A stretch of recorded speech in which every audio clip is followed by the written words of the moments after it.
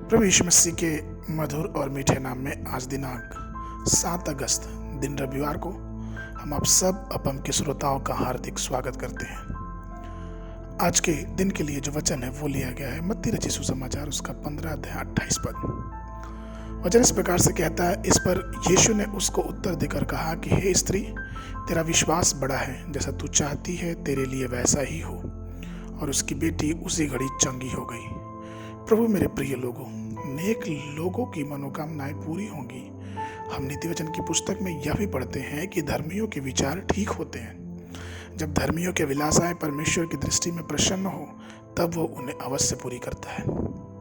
ऊपर के पद में हम पढ़ते हैं कि एक कनानी स्त्री जिसकी बेटी बहुत बुरी तरह से बीमार थी, वो प्रभु यीशु मसीह के पास आई। हालांकि प्रभु यीशु मसीह ने पहले उसे उत्तर नहीं दिया, लेकिन जब उस स्त्री का विश्वास पे उन्होंने ध्यान दिया तो उसकी सराहना की और उससे कहा कि जैसा तू चाहती है वैसा तुम्हारे लिए हो जाए। और उसकी बेटी उसी क्षण ठीक हो गई। अपने हृदय के अभिलाषाओं को परमेश्वर के सामने प्रकट करने से हमें परमेश्वर उसके अनुसार हमें आशीष देता है। जैसे पिता अपने बच्चों पे दया करता है, वैसे ही यहोवा उन पर दया करता है जो उसका भय मानते हैं। यदि आपकी इच्छाएं ईश्वर की इच्छा के अनुरूप हैं तो वह निश्चित रूप से उन इच्छाओं को पूरी करेगा। कुछ के मन वासनापूर्वक विचार होते हैं, हृदय में अधर्म और संसारिक और लौकिक सुखों की लालसा होती है। यह वह ऐसे लोगों पर कान नहीं लगाता, लेकिन प्रभु के नाम को ऊपर उठाने और उसकी महिमा करने के लिए आप जो कुछ भी वास्तव में और ईमानदारी से करना चाहते हैं वो निश्चित रूप से उन सभी की इच्छाओं को पूरी करेगा। मेरे पिता भाई सैम जबुदराई जब अपने सेवकाई की शुरुआती दिनों में थे तो वे एक पत्रिका छपवाते थे जिसका नाम था अतुल का अपम।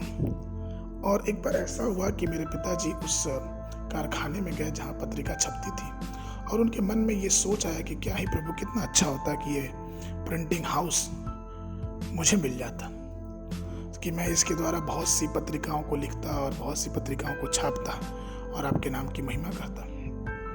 यद्यपि वो इस लायक नहीं थे कि उस व्यवसाय को या फिर उस प्रिंटिंग प्रेस को खरीद सके, क्योंकि उनके पास उस समय धन और ना संसाधन थे, लेकिन उन्होंने अपनी इच्छा को परमेश्वर को बताया। कुछ समय बीतने के बाद एक दिन ऐसा हुआ कि कुछ महीने जब बीत गए तो उस प्रेस के मालिक मेरे घर आया और मेरे पिता को बोला कि वो अपना प्रेस बेचना चाहता है और अपना व्यवसाय दूसरे तरीके से करना चाहता है और अब उस कार्य में रुचि नहीं रखता है। तो यदि आप खरीदना चाहते हैं तो आप मुझे बताएं। चूँकि मेरे पिता के पास पैसे नहीं थे तो उन्हें उदारता से उस बात को सहमति में लिया और एक छोटे से भुगतान पे, महीने के लागत भुगतान पे उस प्रेस को खरीद लिया।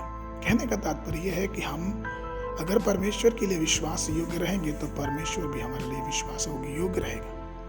उसकी प्रतिज्ञा सच्ची है और वो अपनी प्रतिज्ञाओं को पूरी करता है। परमेश्वर जिसने सुलेमान को अपनी इच्छा के अनुसार बुद्धि दी, जिसने हन्ना को भविष्यवक्ता सामुएल पुत्र के रूप में दिया, जिसने एलिशा की लालसा को पूरी किया और उसे 2 गुना आशीष दिया, उसी प्रकार वो हमारी भी इच्छाओं को पूरी करके अपनी आशीषों से भर देगा।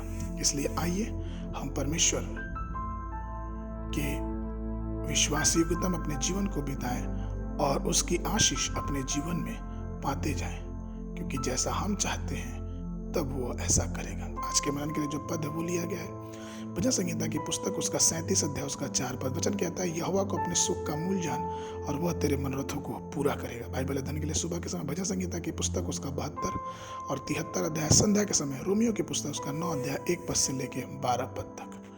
परमेश्वर आप सबको आशीष देवे।